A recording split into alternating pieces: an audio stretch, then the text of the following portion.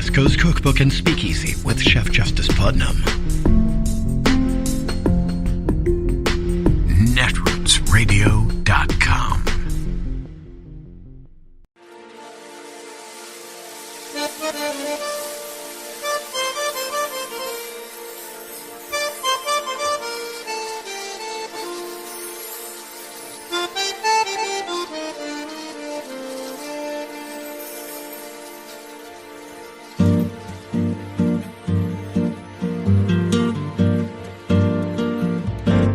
Je voudrais du soleil vert, des dentelles et des théères, des photos de bord de mer, dans mon jardin d'hiver.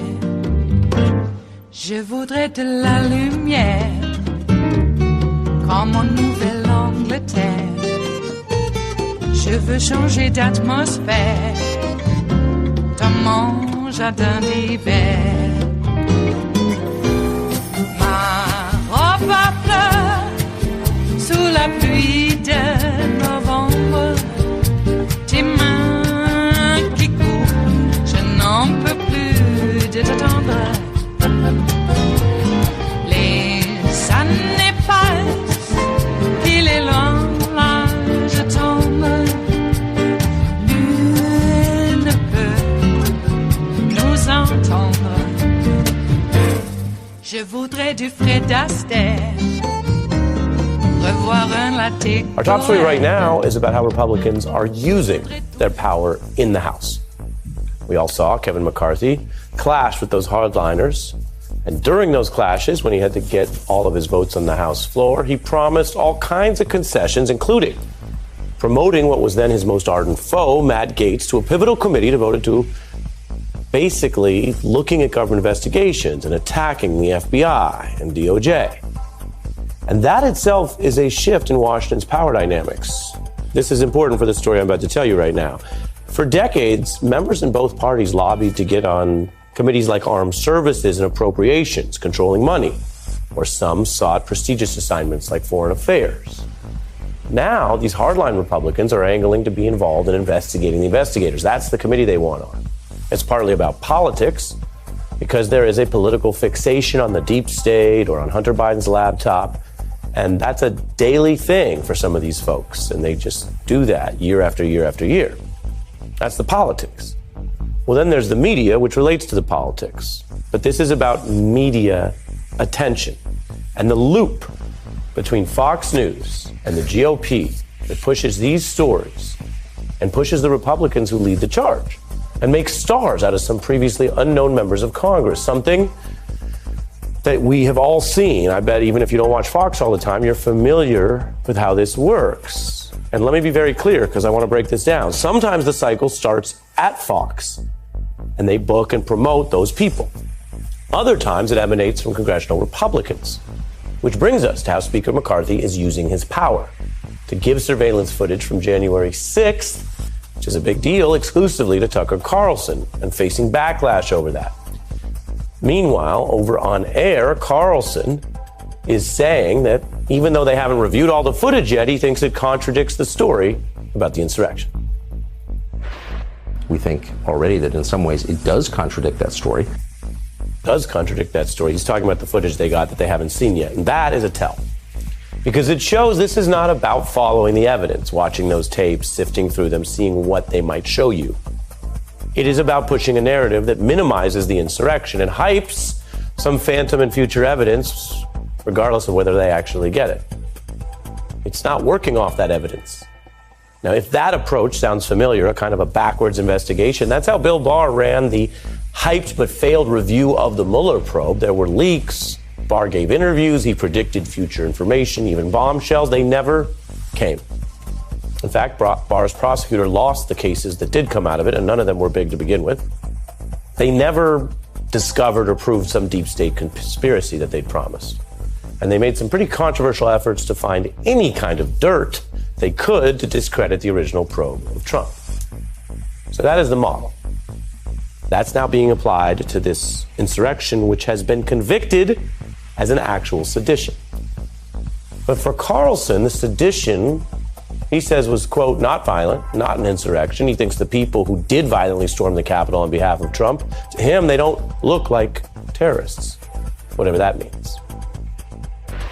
Of all the things that January 6th was, it was definitely not a violent terrorist attack. It wasn't an insurrection. An outbreak of mob violence, a forgettably minor outbreak by recent standards. You see people walking around and taking pictures. They don't look like terrorists, they look like tourists. They don't look like terrorists to him, because I guess he has an idea of what a terrorist looks like. But they're convicted seditionists. Sedition is domestic terror against your own government, rather than, say, a foreign government. Now, that person you just heard, Mr. Carlson, is who Speaker McCarthy is elevating on an exclusive basis to review the attack footage. An attack on McCarthy's own workplace and his own colleagues. And we know McCarthy is faking all this right now. And I don't say that lightly. I won't say that if I can't prove it to you. I won't just say it if I suspect that he's not telling the truth. That's not good enough. We know on this particular story, in the heat of the moment, during that attack when no one knew how bad it would get or if the Trump fans would effectively go further and murder members of Congress or assassinate Mike Pence as they publicly clamored for, in that moment, McCarthy condemned the violence, publicly calling on those Republican attackers to stop. I completely condemn the violence in the Capitol. What we're currently watching unfold is un-American. I'm disappointed. I'm sad. This is not what our country should look like. This is not who we are. This is not the First Amendment. This has to stop, and this has to stop now. That was what he said. That was McCarthy's truth. By the way, in court, that kind of statement is actually deemed more credible, an excited utterance, because in panic and fear, the courts have found that's when the truth might seep out, even from someone like McCarthy. Now, he's contradicting all of this right now. He's elevating Carlson, the insurrection minimizer, who is one of several hosts under heat right now, by the way, for the alleged defamation in the related lies that fed the insurrection. For McCarthy, this is clearly about politics, not truth, let alone the safety of his colleagues in the Capitol, if he's considered that at all. McCarthy is literally already fundraising off this gambit, giving the stuff to Tucker. He's trying to publicly link himself closer to Tucker Carlson.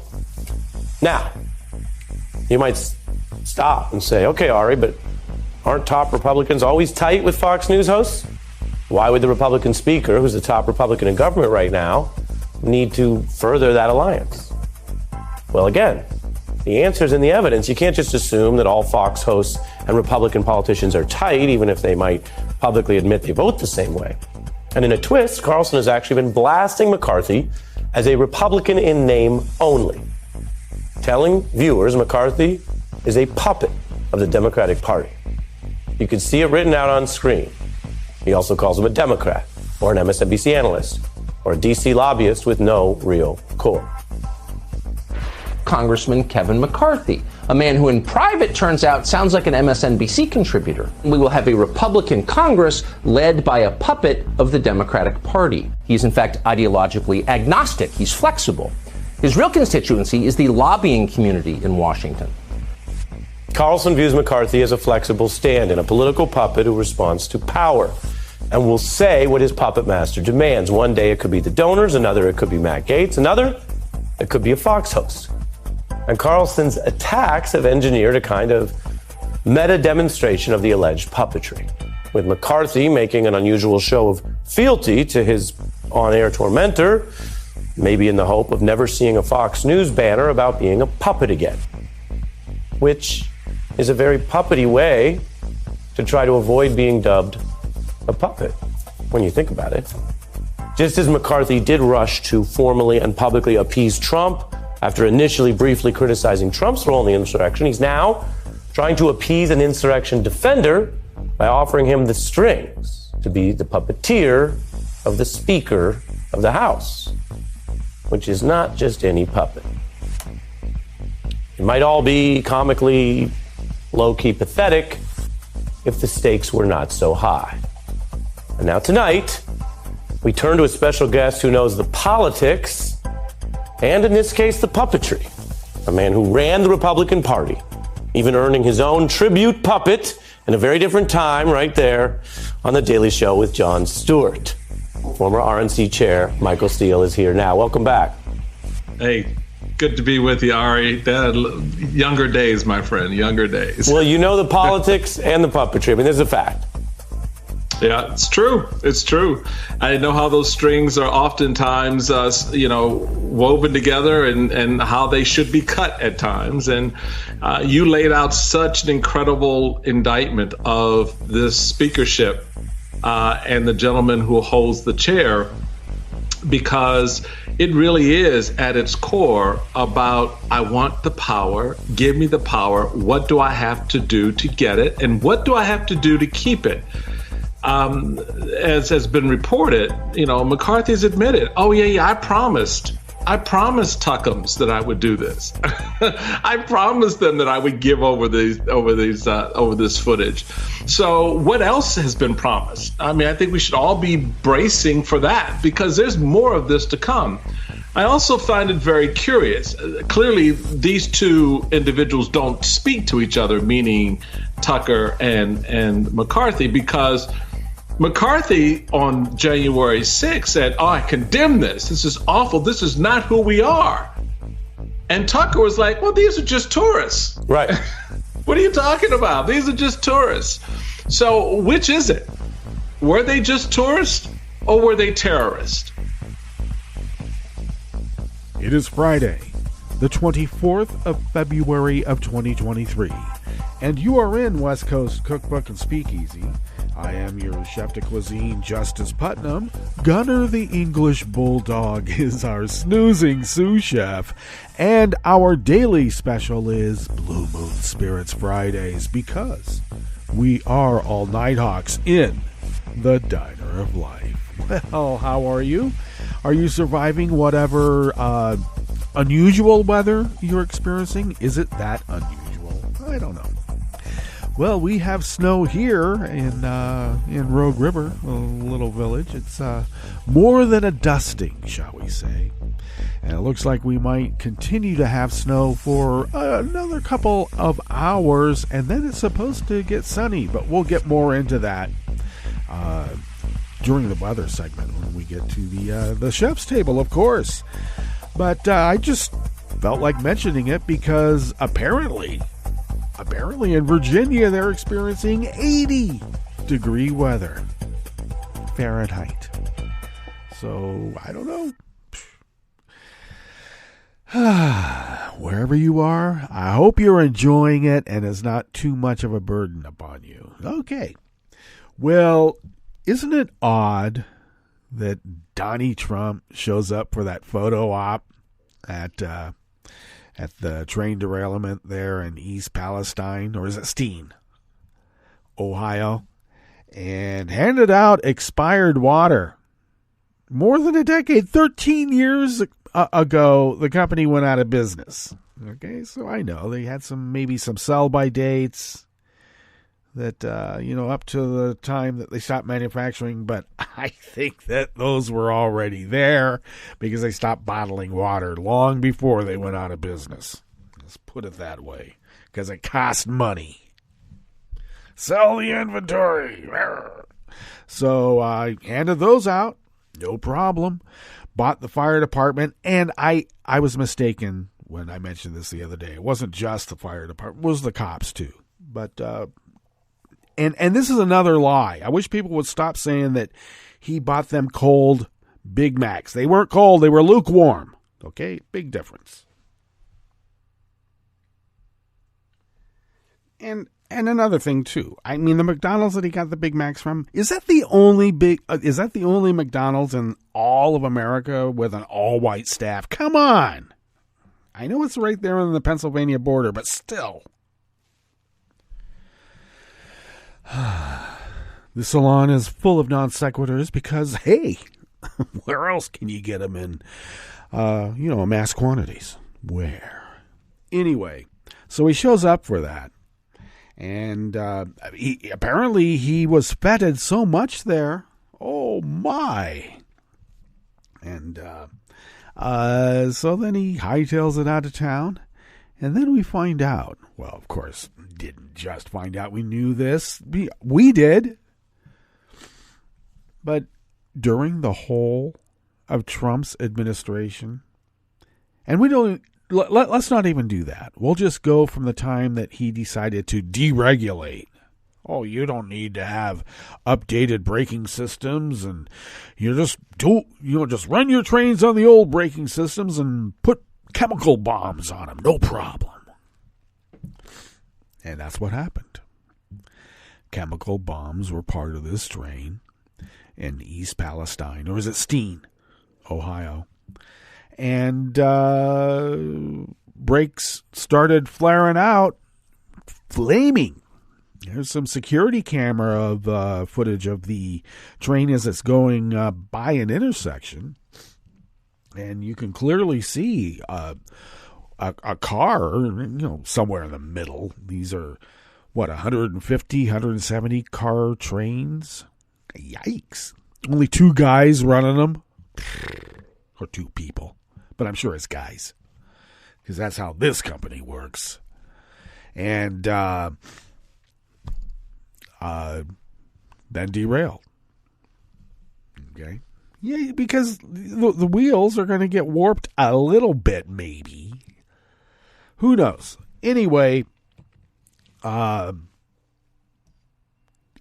saw a number of something like 5,700 train derailments. Not once did Trump go to any of them. Were they ever mentioned? No, they were. Did you hear about them? Yeah, we heard some. Because, I went 5,700. My God. So, America apparently does have amnesia, as Gore Vidal once famously stated. They can't remember what happened last week. How do you expect them to remember what happened 10 years ago? What happened 3 years ago? What happened before they were born? Well, you wouldn't remember what happened before you were born, but you would think there might be what's called an institutional memory. I mean, like your family talked about poor Uncle Bob losing his leg in the war. How'd Uncle Bob lose his leg? He got blown up in the war. In the war? What's that? You turn on the TV. Combat's on. It was all in black and white, too, then. Yeah, then it got into color. But then it was just black and white. And we knew what war was. It was like a narrative. A beginning, a middle, and an end. Unless it was syndicated, then you got to see the beginning, middle, and end over and over and over. And then you realize that is what life really is. We've been syndicated. Same BS plot happening over and over and over. No one is willing to ad-lib its way out of it. Joe and Pete get blamed for all that has occurred there at East Palestine, or is it Steen, Ohio? How did we become Goldstein? I'll tell you how. It was a concerted effort that took time, and now it's come to fruition, and aren't they lucky? Jeez. All right, well, it seems fairly timed because I suppose if the big asteroid is headed our way, that group is going to get their kicks in before the whole shithouse goes up in flames, because that's what they are. I don't know. I think I'd be hugging those close to me and maybe those not so close, because they're there and we're all here for now. Wasn't it grand? We got lucky. We really did. Floating around in the cosmos for how many godly long years? And there wasn't even the concept of years. It was, what's time? But it took a long time to get to where we are now. Fits and starts. Luck. Jeez. I'm going to throw it all away. Okay, well, What else is the cosmos but a bunch of chaos? And we just wanted to have a little bit of order so we could have a breath of fresh air. Silly us. Okay, well, we do have something in store for you today while we have enough fresh air to enjoy. Has it been sucked out of the room already? I don't know. Yes, well, at the top here in the Bistro Cafe as we begin this Blue Moon Spirits Fridays. And yes, the French 77s are available for your virtual imbibing pleasure. Yeah, after Fox was busted in court. Yep, lying propagandists. I think that's the official term. At least that's what we're putting in the Netroots Radio style manual. Whenever referring to Fox, you have to also add lying propagandists. I like that. Yeah, busted in court. And then Kevin. We like to call him Kremlin Kevin. If we mention Kevin McCarthy, the style manual also stipulates that you should also add Kremlin Kevin. Or just substitute Kremlin Kevin for Kevin McCarthy. Well, old Kremlin Kevin handed all the surveillance tapes to the lying propagandist, Tucker Carlson. What could go wrong?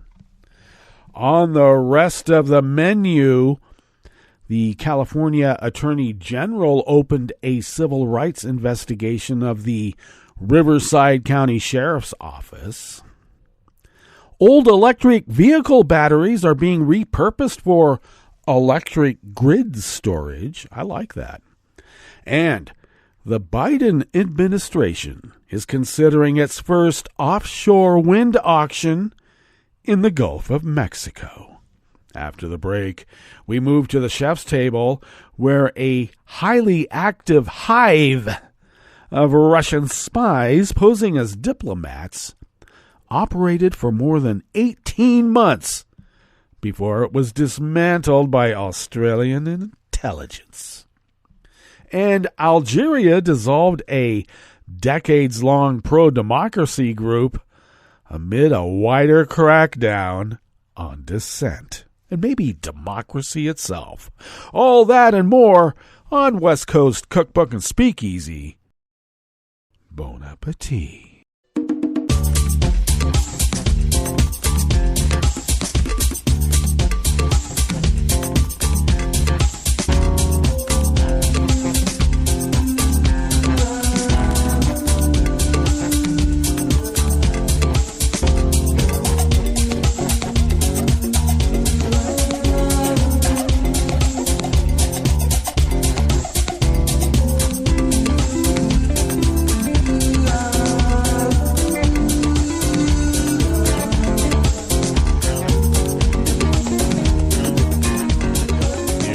Bottom of our homepage at netrootsradio.com. To the right of the page is the chat room link. The chat room is monitored by Kelly Lincoln, busy as she be.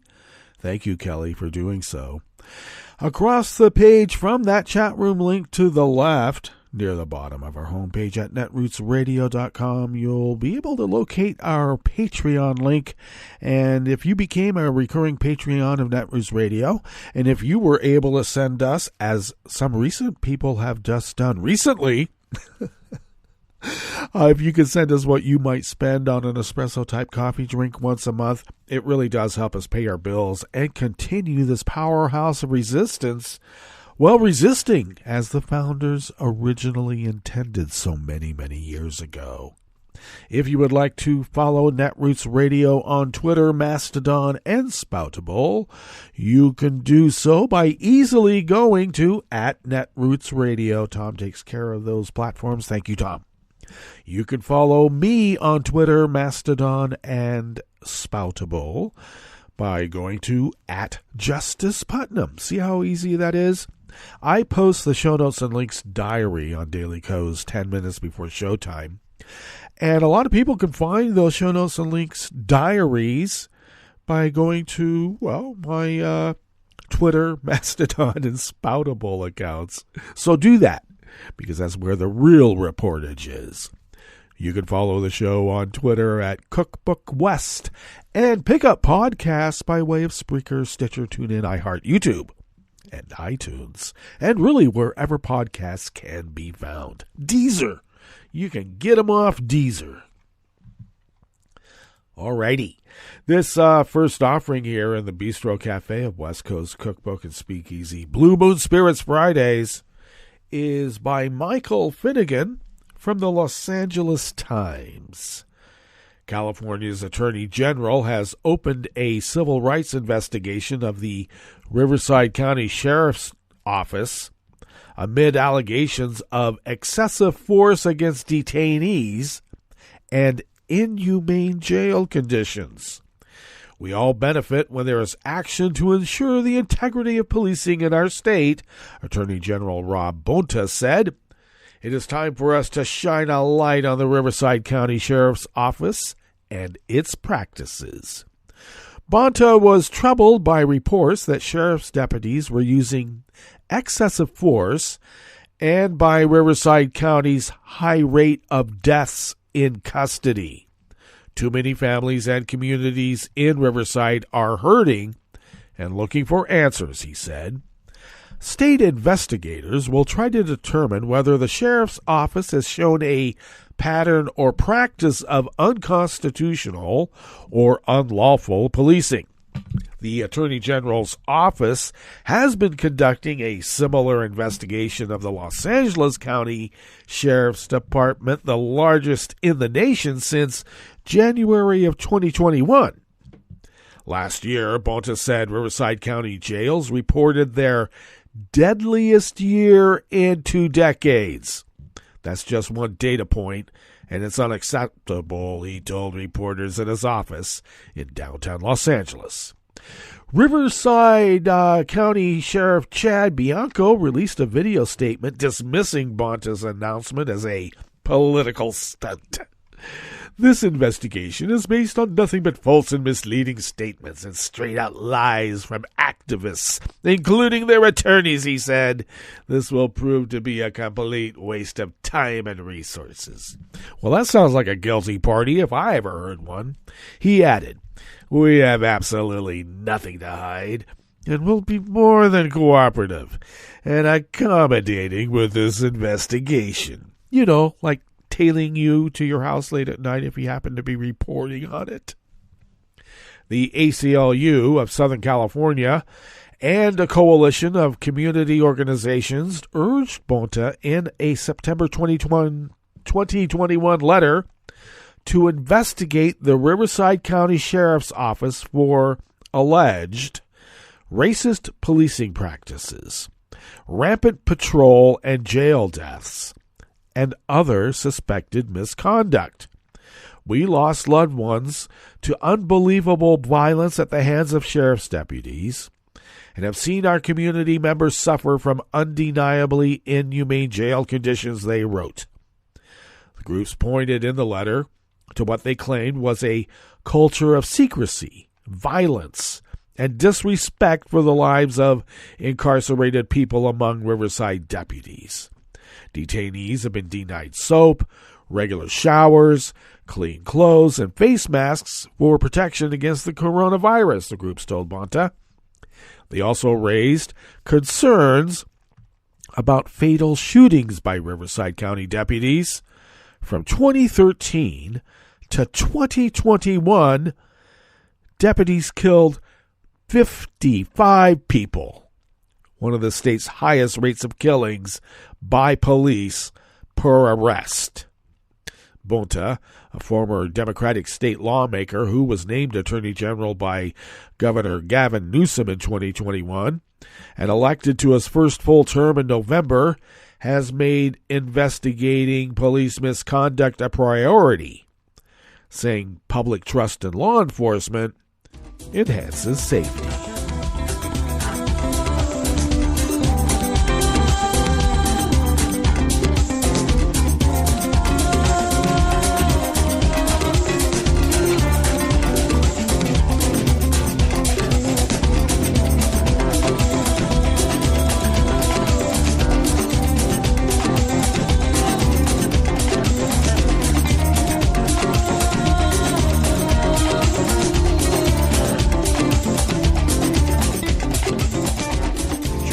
Pimmer of Ars Technica brings us this next offering here in the Bistro Cafe of West Coast Cookbook and Speakeasy.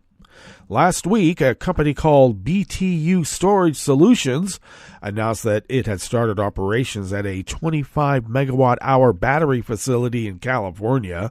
On its own, that is not really news, as California is adding a lot of battery power, but in this case, the source of the batteries was unusual. Many of them had spent an earlier life powering electric vehicles. The idea of repurposing electric vehicle batteries has been around for a while. To work in a car, the batteries need to be able to meet certain standards in terms of capacity and rate of discharge, but that performance declines with use. Even after a battery no longer meets the needs of a car, however, it can still store enough energy to be useful on the electric grid. So it was suggested that grid storage might be an intermediate destination between vehicles and recycling.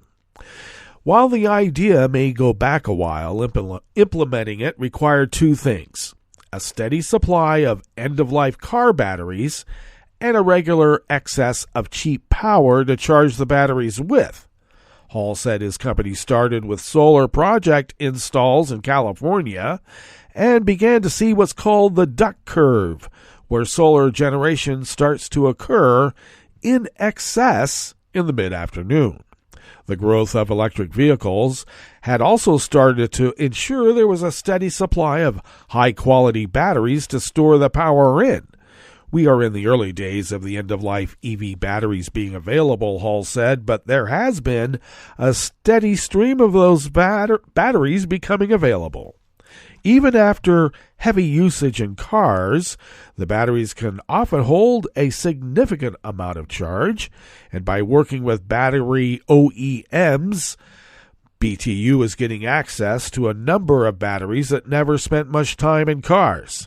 They do have some powertrain warranty dynamics where they're replacing batteries that do not meet certain promise specs, but there have been some pack replacement programs from some of the early vehicles like the Leaf, he said.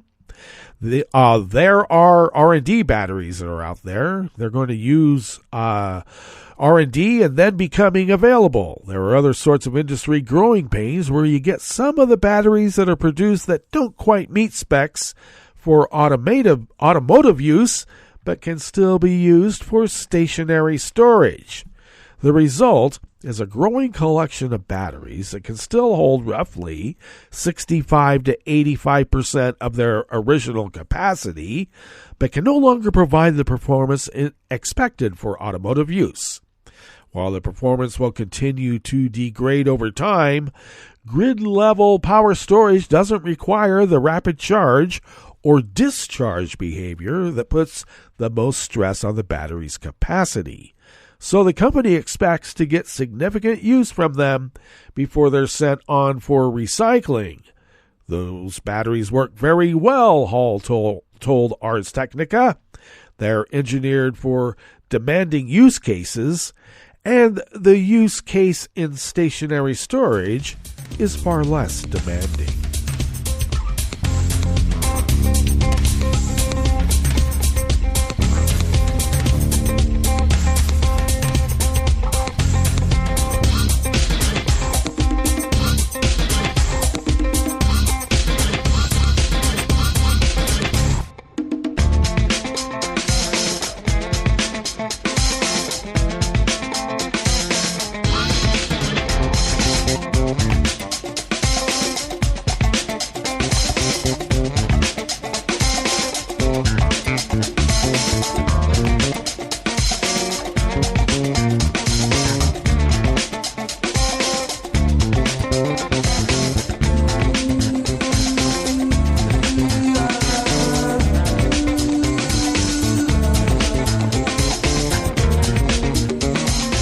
Jennifer McDermott of the Associated Press brings us this final offering here in the Bistro Cafe of West Coast Cookbook and Speakeasy, Blue Moon Spirits Fridays.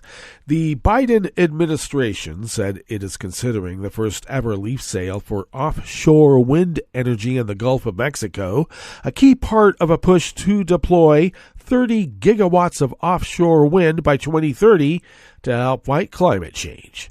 The proposed sale, which could take place as soon as this summer, includes areas offshore of Lake Charles, Louisiana, and Galveston, Texas, for roughly 3.6 gigawatts of electricity, enough to power about 1.3 million homes. The Bureau of Ocean Energy Management plans to open a 60-day public comment period on Friday. Today, the area offshore Lake Charles could be modified and possibly shrunk based on the comments received, and BOEM may decide to offer only one of the two lease areas proposed off Galveston. They'll say because it's so unsightly, they're so ugly, and there's all these oil derricks right there. It always astounds me. The Gulf is the nation's primary offshore source of oil and gas, generating about 97% of all oil and gas production in the U.S. outer continental shelf. The National Ocean Industries Association, which represents both traditional oil and gas offshore energy companies and wind power, said that offshore wind, along with regular and predictable offshore oil and gas leasing, can help the Gulf of Mexico expand its remarkable and irreplaceable energy portfolio. Is that how they look at it? The Biden administration set a goal of deploying 30 gigawatts of offshore wind by 2030 using traditional technology that secures wind turbines to the ocean floor, and that's enough to power 10 million homes. Additionally, it announced plans in the fall to develop floating platforms in the deep ocean for wind towers that could vastly expand offshore wind in the U.S., with up to 15 gigawatts of electricity from floating sites by 2035 to power 5 million homes. Interior Secretary Deb Haaland, who announced the proposed sale, said there is no time to waste in making bold investments to address the climate crisis. Building a strong domestic offshore wind industry is key to meeting that challenge head on, she said. Scientists say clean electricity, such as wind power, must replace electricity from burning coal and gas as soon as possible to reduce the severity of climate disturbance. So that's how they put it. All right, let's get to our break, and we'll mull that over. And when we get back from that break, we will go through weather from around the world, and we will finish up with the stories that we have curated for you today. You are listening to West Coast Cookbook and Speakeasy, and we will be right back. You are listening to netrootsradio.com. Please hang up and try again.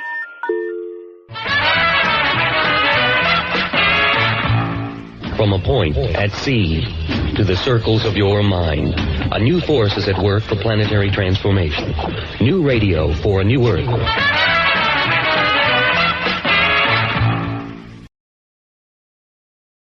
This is Take Two Movie Review. I'm Clinton Johnston. This week, Twistin' the Night Away.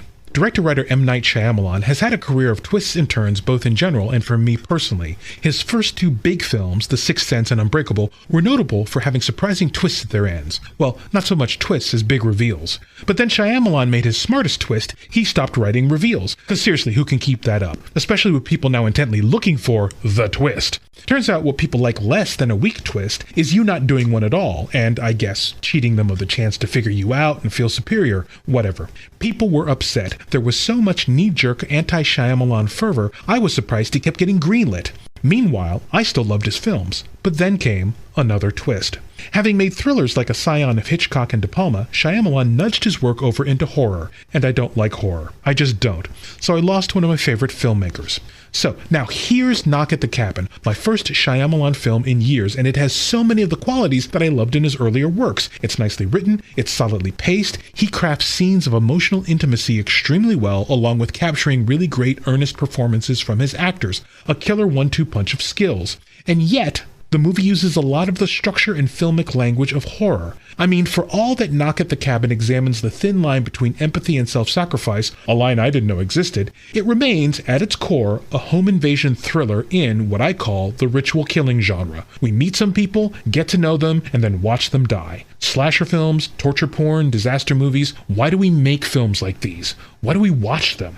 If you like them, great. Go see Knock at the Cabin. Dave Bautista's casting is inspired. I'll be rewatching Lady in the Water. And yes, I know you hated that one. This has been Take Two Movie Review. I'm Clinton Johnston. Catch up with us at TakeTwoMovieReview.com and feed us back on our channel on YouTube.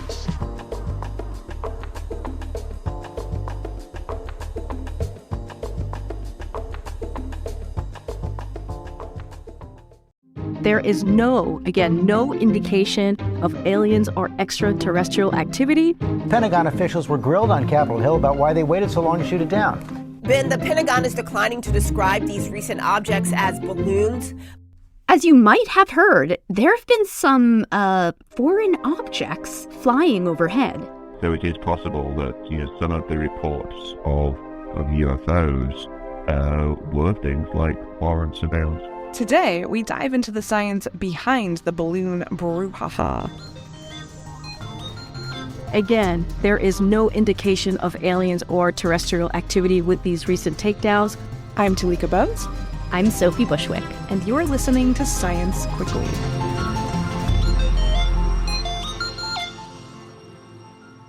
So here's a quick recap. On February 4th, the U.S. shot down a massive Chinese surveillance balloon. After it spent days traveling across the country. Another balloon was also spotted floating over Latin America. And then it emerged that even more balloons had been encroaching on U.S. airspace since 2018, evading early detection.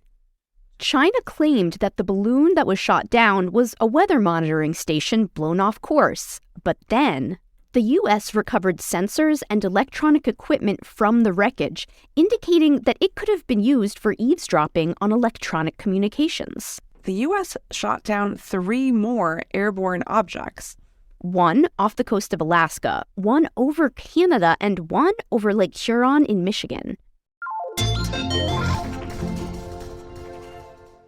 We still don't know a lot about these 3 objects, but Sophie, our resident tech editor at Scientific American, decided to interview an aerospace expert and, let's not forget, a UAP expert. So this is someone who specializes in unidentified aerial phenomena?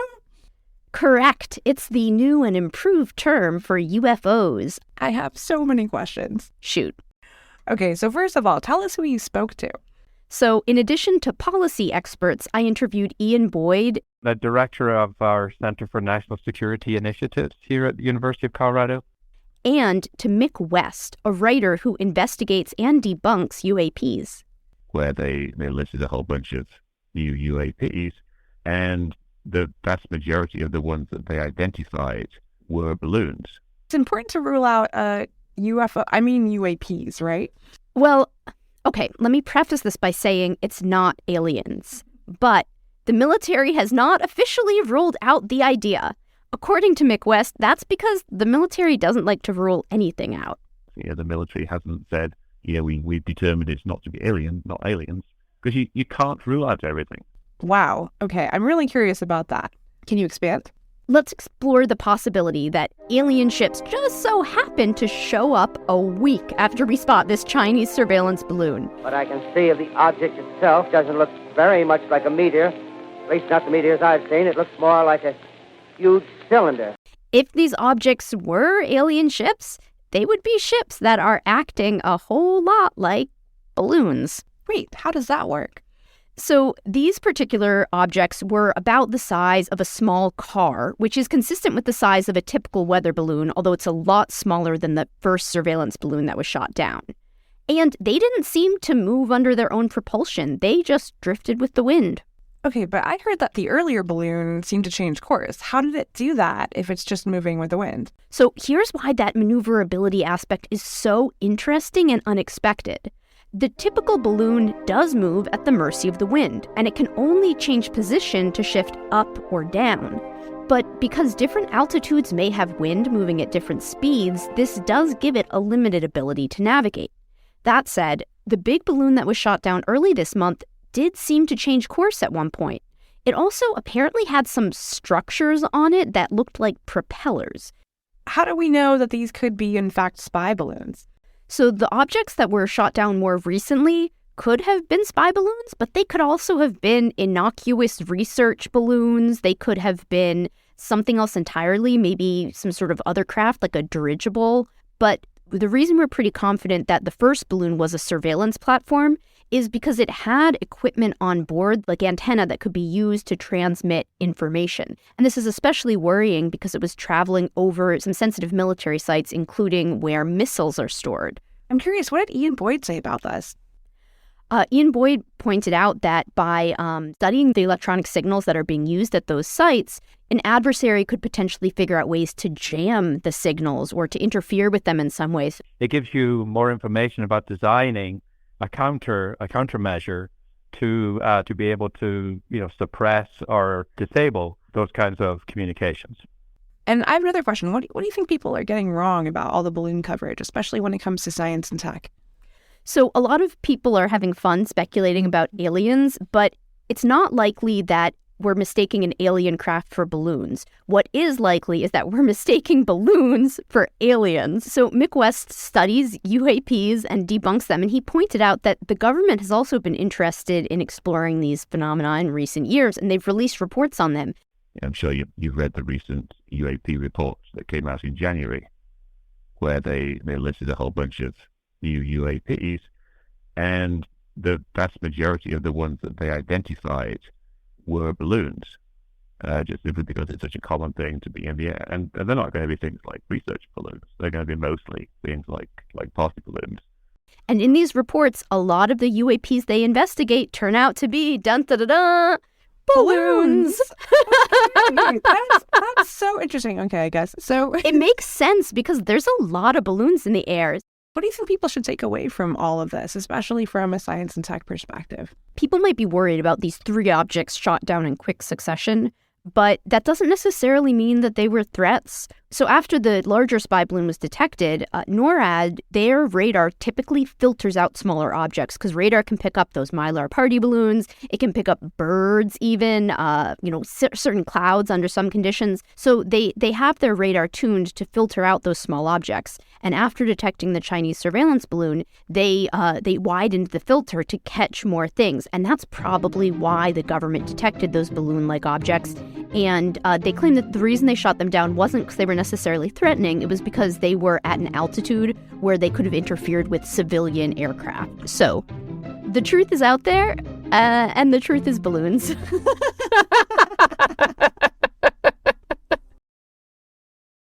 If you came across someone struggling with hunger, how would you recognize them? By their clothes, their age, the way they speak?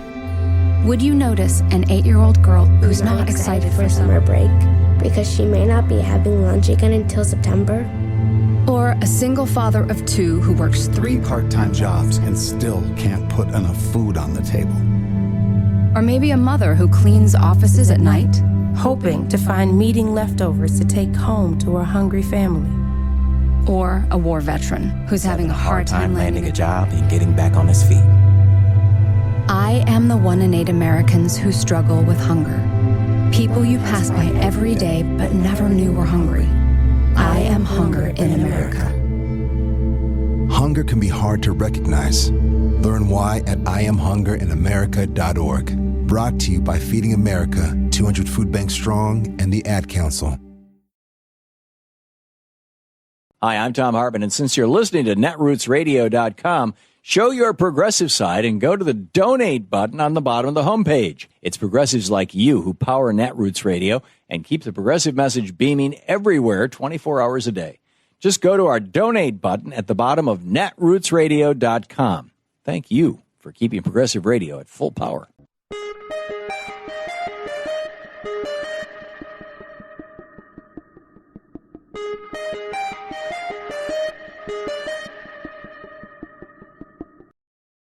I'm Rick Smith, and this is Labor History in 2. On this day in labor history, the year was 1908. That was the day the United States Supreme Court decided the case Mueller versus Oregon. It was a landmark decision in the realm of protective labor legislation. It restricted the workday to 10 hours for women. Laundry owner Kurt Mueller required his female employees to work more than 10 hours a day against Oregon's labor law. The Supreme Court upheld his conviction and fine. Protective labor legislation was a product of the reform social movements of the progressive era. Reformers like Jane Addams worked to protect women from the industrial dangers that bred physical and moral harm to women. The decision drove a class-based wedge within the women's movement that lasted for much of the 20th century. Working-class women generally supported protective labor legislation like Mueller, but equal rights advocates like Alice Paul opposed it. They argued that protective legislation like Mueller rested on stereotypes regarding the differences between men and women. These differences often fueled anti-women discrimination, state control, and financial dependency. As well, critics remarked the ruling set a precedent for women's biology as childbearers as a basis for separate legislation. Only later would working-class critics note that the ruling did not cover domestics, agricultural workers, or white-collar workers. The 1938 Fair Labor Standards Act would supplant some parts of Mueller with its guarantees for workers of both sexes. Many working-class women would later welcome the passage of Title VII of the Civil Rights Act in 1965, which prohibited employment discrimination. Some would concede the many flaws of protective labor legislation that held women back. But women's rights advocates would continue to debate protective legislation and the Equal Rights Amendment well into the 1970s.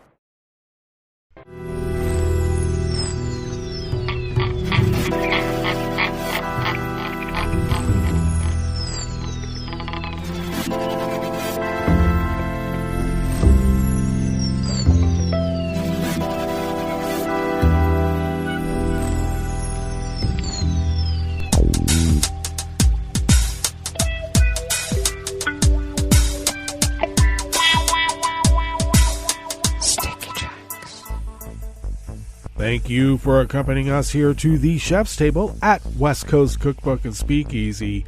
Blue Moon Spirits Fridays.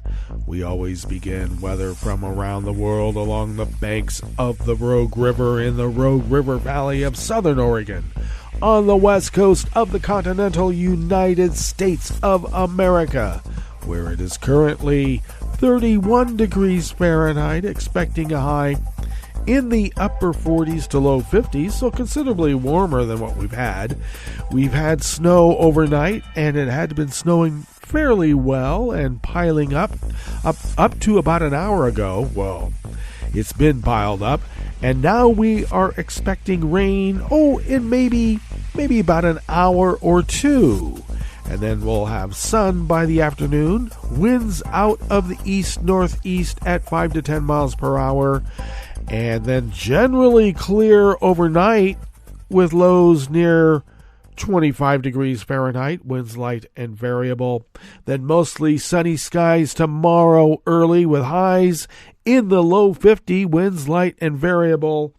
And then snow beginning again tomorrow night and continuing at least through the middle of the week. Pollen remains rated as none here in the town of Rogue River. The air quality index for the region is good at 34 parts per million, and the daytime UV index has notched up into the moderate range into level 3. Barometric pressure is rising at 29.77 inches. Visibility is at 9 miles, and relative humidity is at 92%. Weather from around the world is brought to you by a crowd of crowdsourced weather stations that a crowd crowdsources from around the world. London is 50 degrees and fair. Paris is 48 degrees and sunny. Rome is 60 degrees and sunny. Kyiv is 38 degrees and cloudy. Kabul is 43 and partly cloudy. Hong Kong is 66 and fair. Tokyo is 46 and partly cloudy. Sydney, Australia is 67 and partly cloudy. San Francisco, California is 41 degrees and cloudy. And New York, New York is 44 degrees Fahrenheit. Cloudy with a gale warning, so batten down the hatches, New York. And that is weather from around the world, brought to you by a crowd of crowdsourced weather stations that a crowd crowdsources from around the world.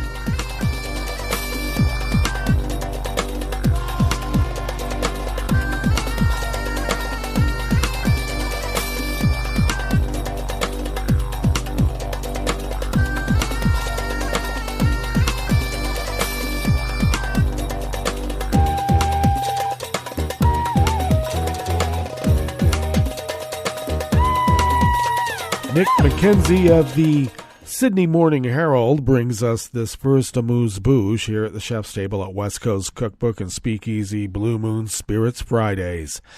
A highly active hive of Russian spies posing as diplomats operated in Australia for more than 18 months before it was dismantled as part of a sweeping and aggressive counter-espionage offensive by the ASIO.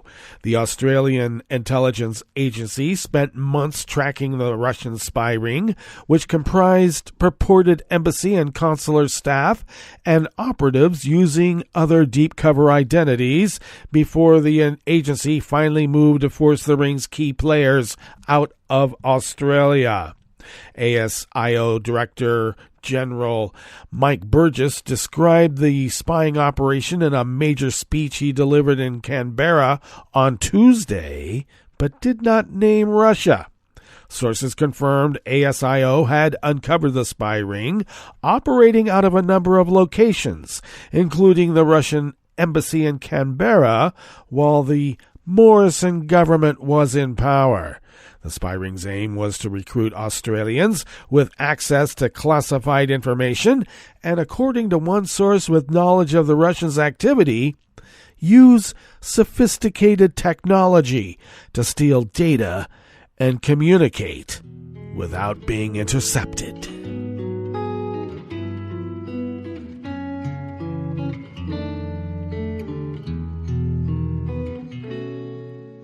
Je te donne ce mon amour pour la vie entière, la promesse de me trouver à tes genoux.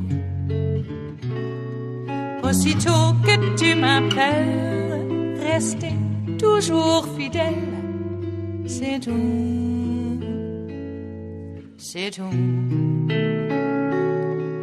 Je te donne tous mes printemps, mes étés de mer, mes automnes quand les feuilles tombent partout.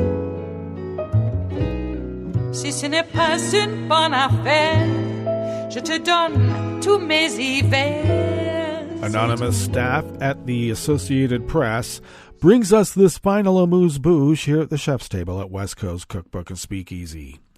Algerian authorities dissolved a decades-old pro-democracy group that participated in the peaceful protests which helped force the North African country's longtime president Bouteflika from office in 2019. The Youth Action Group, known by its French acronym RAJ, and the left-leaning Movement for Democracy and Socialism Party, was also suspended by the same decree, and they appear to be the latest targets of a crackdown on Algeria's dissenting voices. The Algerian Council of State said Raj had dissolved in line with an October 2021 administrative court decision in favor of an Interior Ministry lawsuit. The ministry had alleged that the group was rallying forces to destabilize the country and conducting other activities that violate a controversial 2012 law on non-governmental groups. Raj leaders have repeatedly denied the government's allegation and said authorities under Bouteflika's successor, Tebboune, have rolled back on promises to reform the power structure that under Bouteflika was marked by corruption and the ever-present shadow of repression. In a joint statement earlier this month, Human Rights Watch and Amnesty International said the law is heavily restrictive and does not conform with international standards on freedom of association. The two watchdogs also called on Algerian authorities to reverse the decision to dissolve the Algerian League for the Defense of Human Rights and end their general crackdown on independent civil society organizations. Well, that brings us to the end of our broadcast period for the day and the week, but you do know Netroots Radio broadcasts on, and we will meet up here on Monday for River City Hash Monday, so do stay tuned to Netroots Radio all day and all night and all weekend for all the breaking news as it breaks, and we will meet up here on Monday, right here in West Coast Cookbook and Speakeasy. Bon appetit.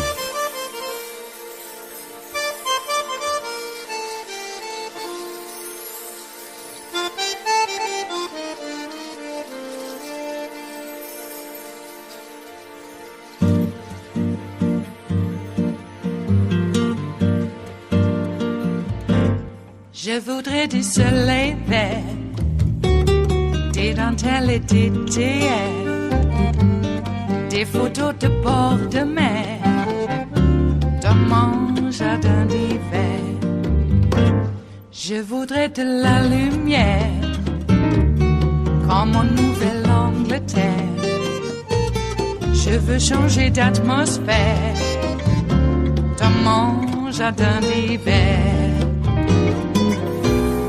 Ma robe à fleurs, sous la pluie de novembre, tes mains qui courent, je n'en peux plus de t'attendre.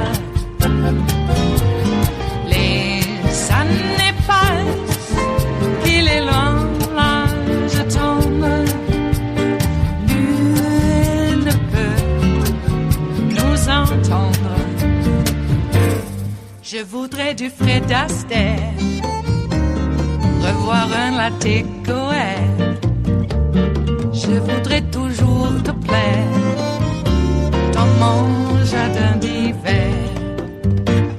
Je veux déjeuner par terre, comme au long de golfe clair, t'embrasser les yeux ouverts dans mon jardin d'hiver.